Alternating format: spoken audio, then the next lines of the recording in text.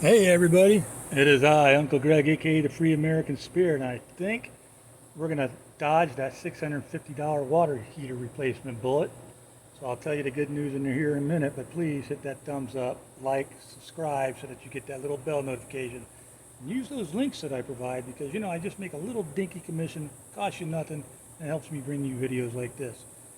So what's going on is I finally got this out, and to get this out, what you do is you open the front door when this is in place, and you'll see all along this flange there's little 1/4-inch screws. So you take all those screws out, right? And be careful when you put that little nut driver on there that, if your screw is wonky, that the nut driver lines up with it so you don't strip it, okay? So you get all them screws out, then you go over and you turn your gas tank off, and then you go into your breaker and turn your 110 off because you forgot. And then you will take apart this gas line. Now when you take apart the gas line, it's connected in the very front and it comes through a hole through the back here, okay? And what you want to do is put a wrench on the little elbow, on the water heater side, and then take a wrench and screw this counterclockwise to back this off. It's just a flare fitting.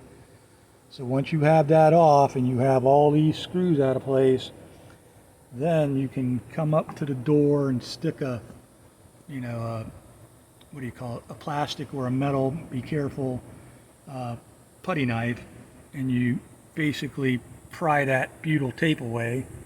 You go all the way around, don't go up that way and start up here, start way down here so you don't scratch this side, because when you put your door back, if you have scratches over here, that'll suck.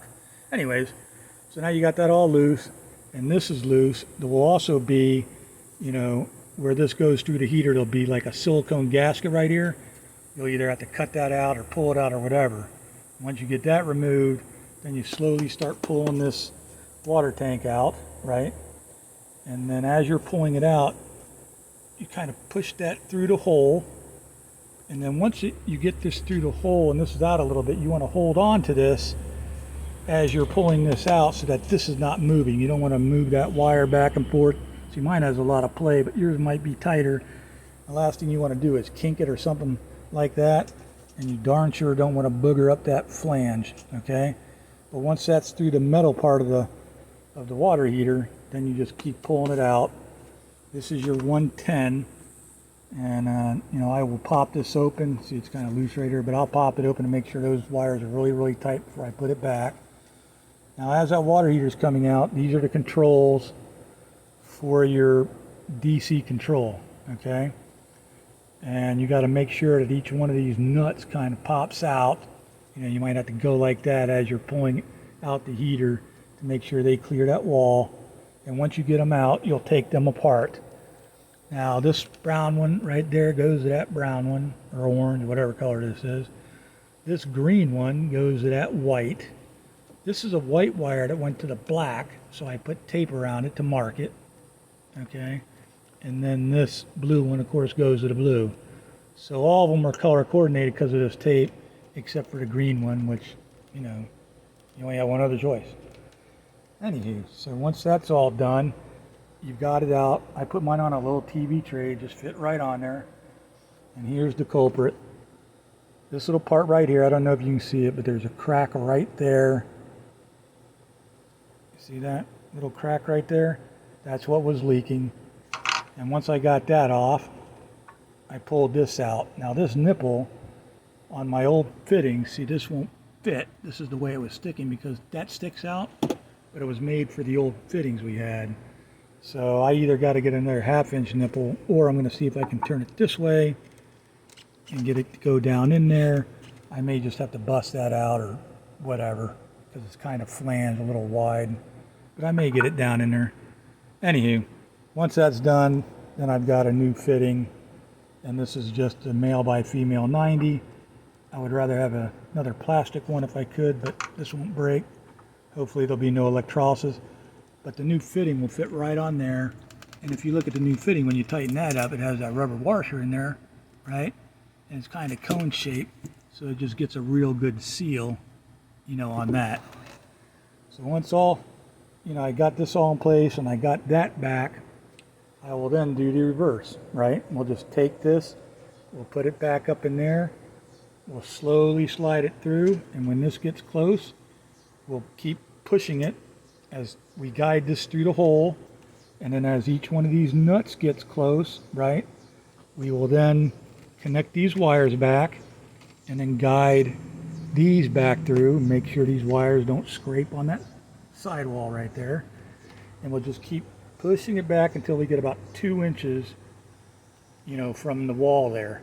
So we're not going to put the flange on yet. So then we go in the trailer, easy peasy, hook up those 2 connections, turn the water on, we'll let it fill up, and get it under pressure, but we won't turn the water heater on, okay?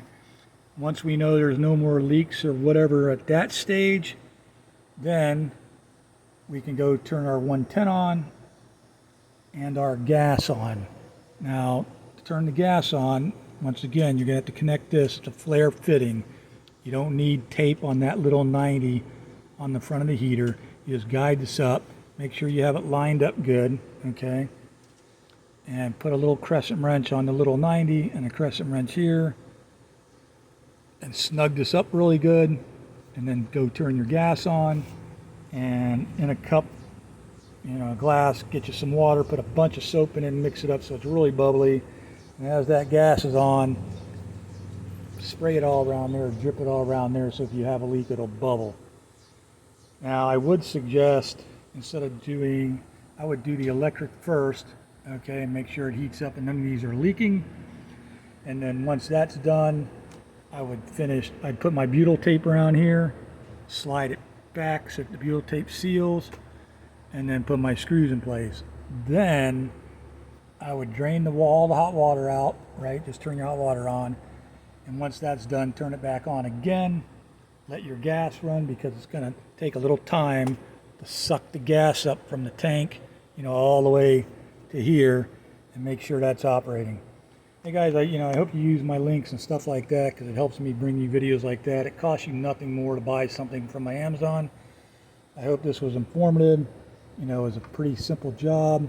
I'm not going to make another video. Obviously, if I had a leak or something else happened, then I would, but I'm 99% sure we're going to be done with this. One thing I'd also like to mention is make sure that before you put everything back, you rinse out and clean this tank real good. Take out the anode. If you need an anode, you can get one on Amazon. I'll have a link.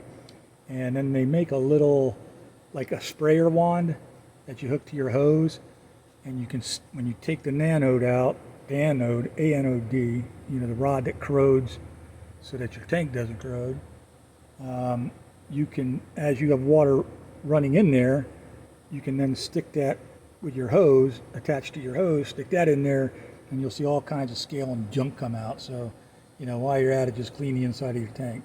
Anyways, guys, thumbs up, like, subscribe, love you, have a great day.